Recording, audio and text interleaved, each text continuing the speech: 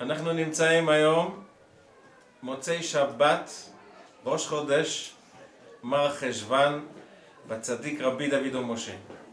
הרבה ניסים נעשו במקום הזה.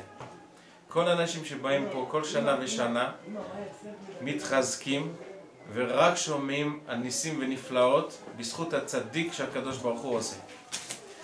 וכל אחד שיבוא לפה, כל תפילותיו יענו, אמן. אמן כן יהי רצון, אמן.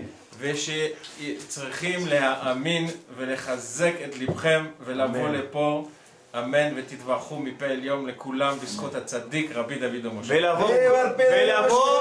ולבוא כל שנה ושנה, גם אם קשה, גם אם יש מינוס, גם אם האישה לא רוצה, לבוא כל שנה ושנה. רבי דוד ומשה. רבי דוד ומשה. אני בואי, שנה בן 50 ומגיל 2 אני בא לפה לצדיק. יפה מאוד.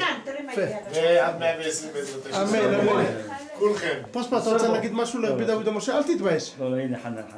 חנן, אני שומע אותו אני כל הזמן. הנציג של רבי דוד ומשה בישראל. הקדוש ברוך הוא נתן לנו זכות רבי דוד ומשה שאנחנו אצלו ובאים כל שנה ונמשיך, ואלה שלא באו גם שרבי דוד ומשה יברך אותם מפה. אמן.